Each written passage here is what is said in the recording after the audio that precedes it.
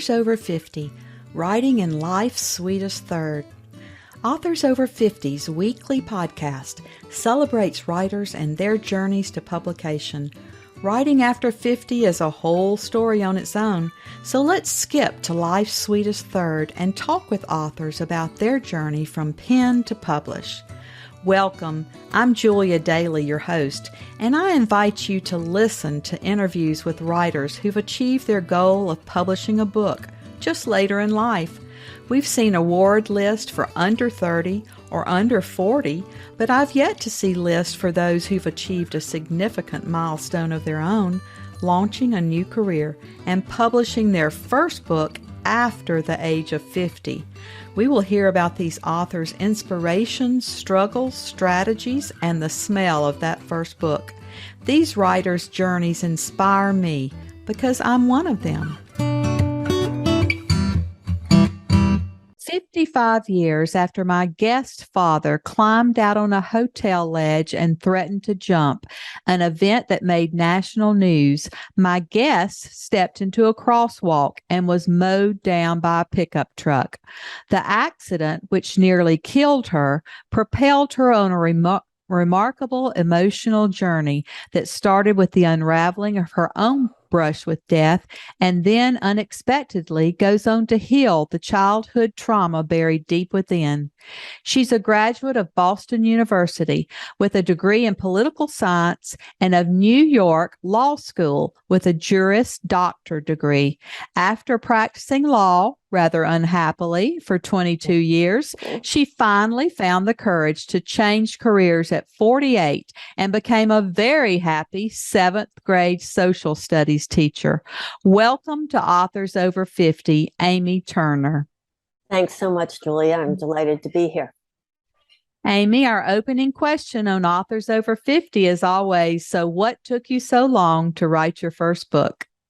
Well, not that I recommend this, but in my case, it seemed I needed to be hit by a truck to write my memoir. Actually, and that didn't happen until I was 53. I have to say that, for most of my life, I wanted to be a writer, but I just could never get beyond a certain point. I call it kind of sludge. I would get stuck. It didn't seem authentic. I was experiencing a lot of anxiety, and I always hit dead ends. I gave up and thought, it's just not for me. And, a dream that I would have to defer. And so at 53, I was in a crosswalk and a truck mowed me down. Miraculously, I didn't have any broken bones, but needless to say, there was a recovery process. And equally sudden, about a month later, my brother unexpectedly died. So I was very shaken. And months later, I found myself writing a thank you note to our high school English teacher, who was a wonderful writer, and thanking her for coming to my brother's memorial. And I ended up telling her the story of my accident. And somehow this channel just became unblocked, and the words started to flow. And I found myself way beyond the bounds of a thank you note. So I put that aside, sent it, and then just kept writing. And that's how eventually I wrote this memoir, but I hadn't set out to do that. But I realized it was taking some kind of form. And while I'm kidding about getting hit by a truck, I do think it wasn't until I reached my 50s that I probably had the distance, the experience, the understanding to be able to write my story in an authentic way. So the truck and my brother's death kind of propelled it, but it probably would have happened anyway. Was your family supportive of this memoir? Sometimes families don't want their stories told. Well, that's a good question. Part of it too, probably, was that my parents had both passed away by then.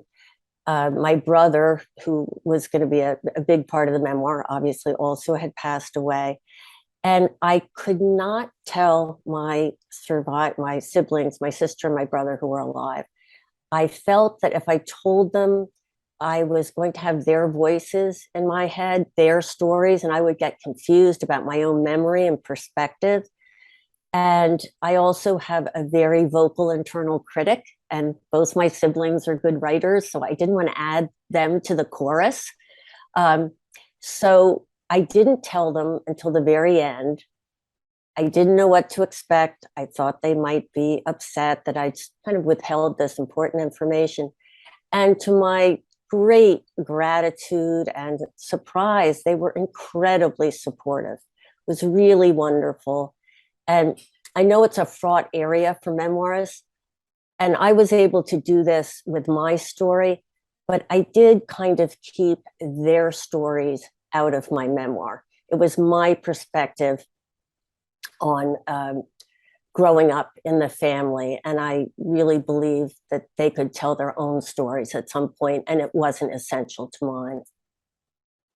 That's a very good way of looking at it, because when I was telling my story, it had a thread of memoir running through it, but I made it fiction so I could step back and have that distance, because there were still people who were still alive, and I didn't want to tell their stories. So you chose a good way to look at that.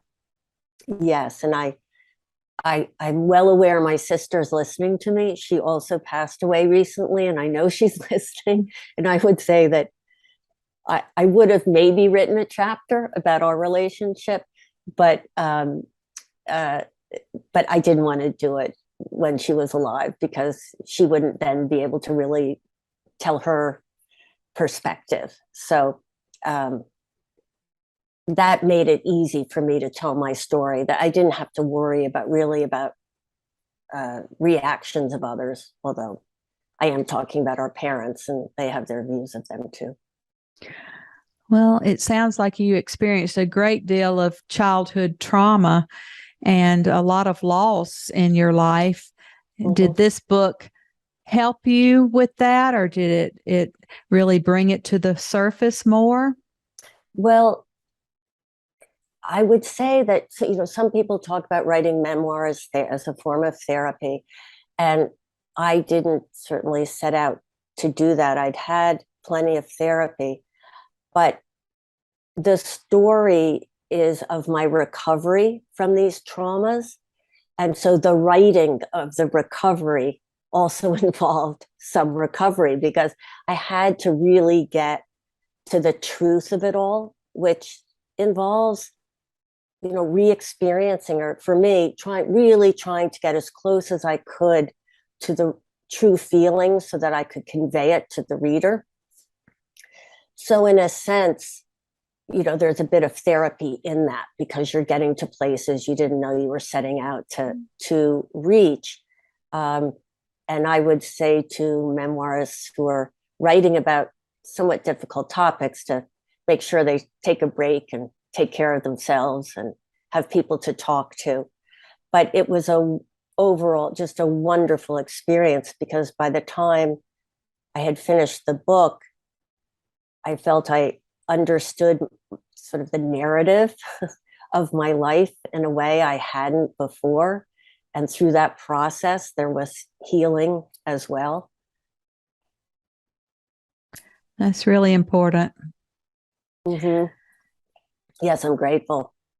Once you knew you had to write this book, how did you proceed? Did you search for an agent, decide to choose a hybrid, a small press, or did you self-publish?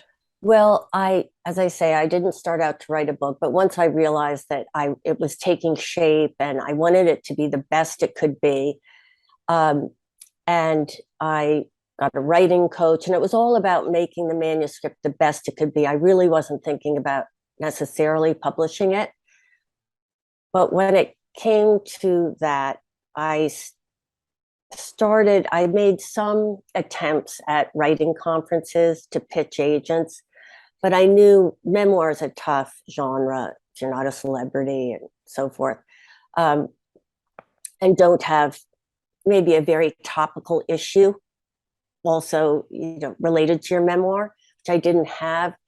So at my age, I just thought, I just can't bear to face the rejection that I'm going to undoubtedly face over the course of maybe 2 years before I find, even I'm being positive, that I'd find an agent. I just wasn't up for it.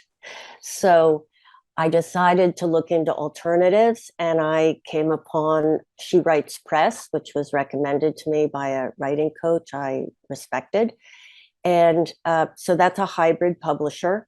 And I went with She Writes Press, and the book is coming out September 6th. And it's really kind of a partnership, self-publishing in the sense that um, you have kind of control over your story, and there's a lot of work you needed to do, but you have the benefit of an experienced publisher who's doing your cover, making sure the editing is up to standard and traditional distribution. So it was a good experience. It has been a good experience. Well, She Writes Press is very well respected in the industry, and they certainly build a wonderful community of women writers. Yes, that's really a wonderful. We have Facebook groups, and then we break off and form smaller groups, and there's a lot of mutual support as well as exchange of tips and information, because there's a steep learning curve your first time around. Well, I felt the same way when I was deciding how to publish. I was far over the age of 50, and I thought, I don't want to spend 2 years trying to get an agent and 2 more years for them to try to sell the book and 2 more years to see it, published. So exactly. So I think at our age that any way that you can get it out into the world, we have so many options today. So I think it's great to be able to do that. Yes, I do too, and I think the readers are open to that. There's so many different options and so many ways to get your books out there, and readers just want a good story, want a good read, and they're not really looking at the name of the publisher. Well, how did you structure your book? Did you just use a certain period of time? Did you talk about your entire life? How did you structure your plot? Well, thank you for asking that question. So when I started out, I was writing about the accident moving forward in terms of accident and recovery. And I found myself digressing every couple of pages to a memory, a flashback, something from my past. And after a few people read it, they said, this is great, but, my head is spinning. I'm flashing back to this decade, then to another decade, then I'm present. I don't know where I am. I thought, well, what can I do? Because the backstory is important. How can I do this? And so I was working with a writing coach at the time. And I give all credit to her. She said, and it worked out perfectly. She said, why don't you have the A line, the accident line, which is the accident and your recovery moving forward in time. And then the B line, which in my hometown is Bronxville. So it's the Bronxville story. So what I ended up doing is taking my manuscript, and I must have had 180 pages at that point, ripping it apart, well, on the computer. Well, actually, no, ripping it apart and using colored index cards, going with actually every paragraph is this A line, B line, putting it up on a poster on the wall, and then moving the cards around until I had braided chapters. So accident chapter, a B chapter, a backstory chapter, and it alternated until the end. And then I was sort of in the accident. There was a momentum, and I stayed in the accident line. When she suggested it, and I thought about the process of doing it, I thought, how in heaven am I going to do this? But for anybody who's considering doing that, it is so worth it. And somehow, if that's the right structure, it will come to be. And I should say too, in subsequent drafts, things got moved around, but that's how I came to the structure. Well, that's pretty much the way I write my books. I love a before and an after, and I like them to follow along, every other chapter. So I love that structure. Oh, good. I did too. And I don't know if you found this, as you're writing in one, you may not have thought of it before, but as you're writing, you see the connection to either the sort of present or the past that comes up, and you say, oh, there's my link, my hook into the next chapter, which makes it fun. Well, why don't you take your book and set us up and tell us where we are in the story and read a few paragraphs for us so that we can hear your tone and voice in the book. Okay, thank you. I'd love to. If it's okay, I'd like to read a paragraph from the prologue, because I have two inciting incidents, my father climbing out on the ledge and, of course, my accident. So I'll read from the prologue, and then I'm going to switch over to the accident. That's okay. So this is the prologue. On a cold November morning in 1957, as Yale students crossed the green to their first classes, hotel employees cleaned up breakfast dishes, and 3 priests went out for a walk. My father, pajama-clad and barefoot, climbed out on the ledge of his hotel window and threatened to jump. Some 50 feet below, the fire truck arrived. 3 firemen cranked the extension ladder to the floor below him, while others tried to gauge a jump's trajectory and positioned a circular net.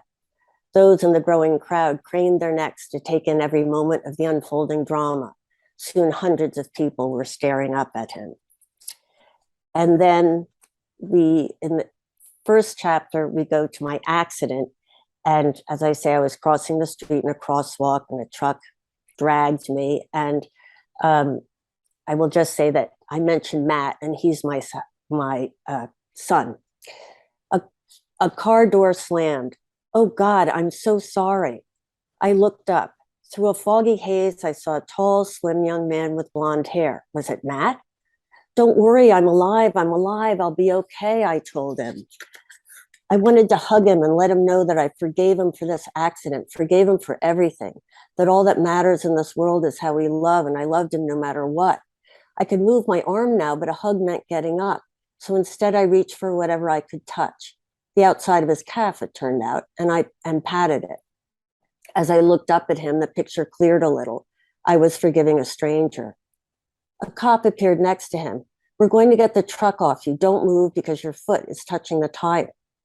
I couldn't move, so I was sure this wouldn't be a problem, but the thought scared me even more than I already was.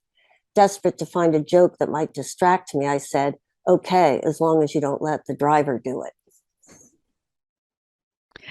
Wow. That's juxtaposition right there. I mean, you've got some drama going on from the prologue to your accident and then your joke. Those were great. Thank you very much. I do find humor is always a defense mechanism and a form of its own therapy. And I'm glad that there is, I was able to keep some that it comes across in the memoir, but I had to be careful not to be glib. Yes, if you had my husband's sense of humor, it wouldn't come across well. Nobody would get it. Do you have any unpublished or half-finished books? Do you have another book in you? Well, I don't know. I've been so busy with the beginning, the promotion, and writing around the memoir for promotion and marketing purposes. But my great-grandmother, my father's grandmother, is always in the back of my mind. And I think there's a story there. She lived 100 years, remembers Lincoln's funeral procession, and died in the 40s. I feel like there's something there, whether it's nonfiction or historical fiction. So once my mind is cleared from this memoir, I want to sit down and see what comes out on that. Well, I know that publicists have you doing a lot of publicity pre-publication. What have you been doing that you think might actually work? Well, yes, you're right. I'm hoping one of the things that my publicist has set up is a virtual blog tour. So you write articles for other people's blogs so their readers get to see it and get a taste of what your book's about and hopefully buy it. So I think that that will be helpful. Also, that blogs as well as book club tours. So I'm hoping that that will work. And then, just the PR of getting a name in the newspaper. And I hope, once the book is out, I think in some ways, I think this is good advice for authors to make sure they set aside some of their budget for actual marketing. PR is important, but so I plan to do Facebook ads, and now everybody's doing Amazon ads, which is kind of a new thing. So I'm going to get up to speed on that. So it's a little soon for me to tell what's going to work, but those are the things that I'll be trying. Was there anything that you edited out of your book? I know you said you would have put maybe a chapter about your sister and your relationship there, but was there anything that you just could not put in the book? Well, there wasn't anything huge.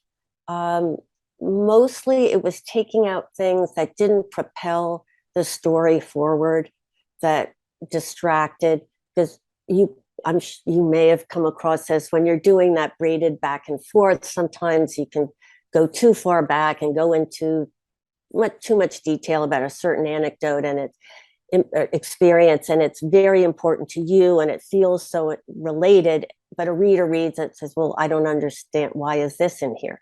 So there were a bunch of those things, and I don't think my teenage son Peter will be listening to this.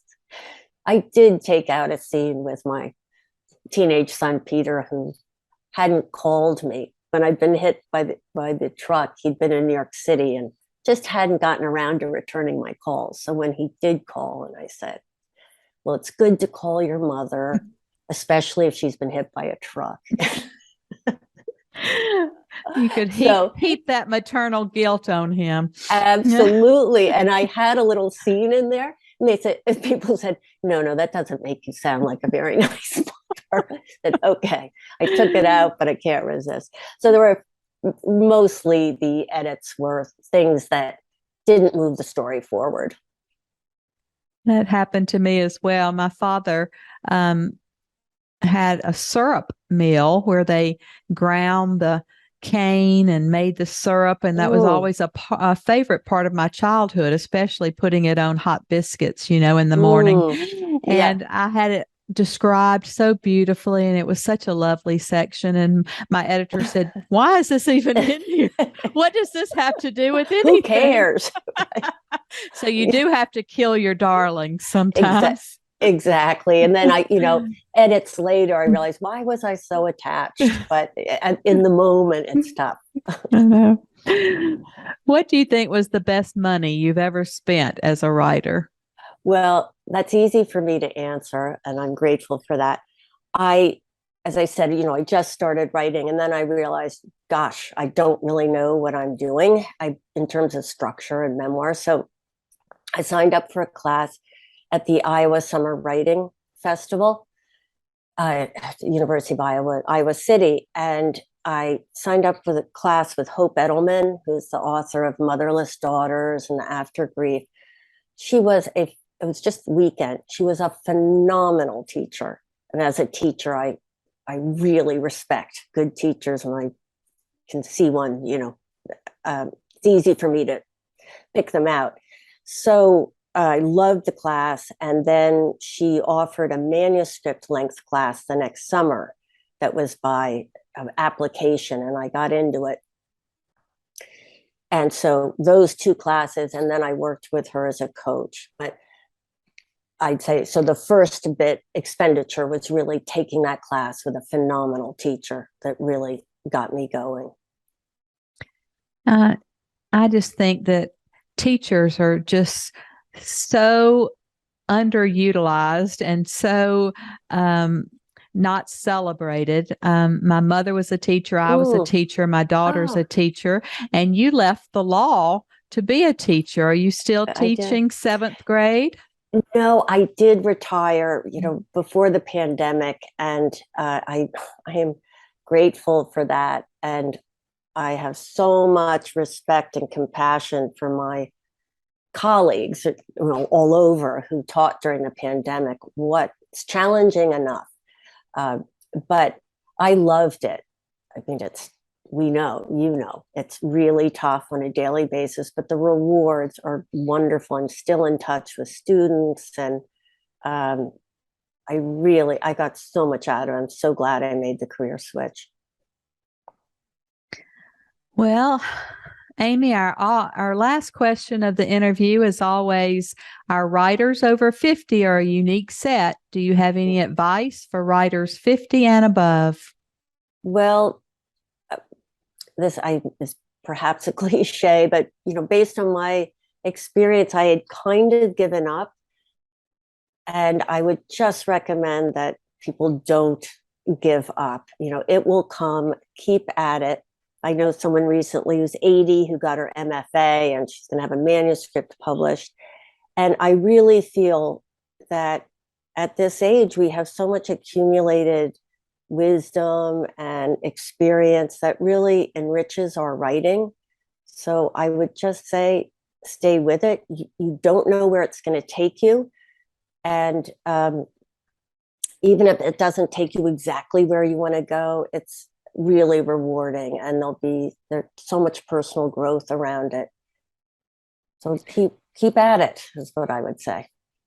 I agree. I think we have lots left to say and rich experiences to draw upon. So I think we're in the right place at the right time. And I call this our life's sweetest third. I love that. That's going to be my mantra when I'm having a bad day. So thank you so much, Amy, for being with us, for your advice and sharing your journey. And we're happy to say that you're now one of our authors over 50. Thank you so much. I've really enjoyed it. Thank you for joining us today. Please look for Authors Over 50 every Thursday, when we will have conversations with accomplished debut novelists over the age of 50. Please subscribe and share with a friend, and check out my own publication journey after 50 at www.juliadaily, that's DAILY, like dailynewspaper.com. Until next time, keep reading and writing, and remember, it's never too late to fulfill a dream in life's sweetest third.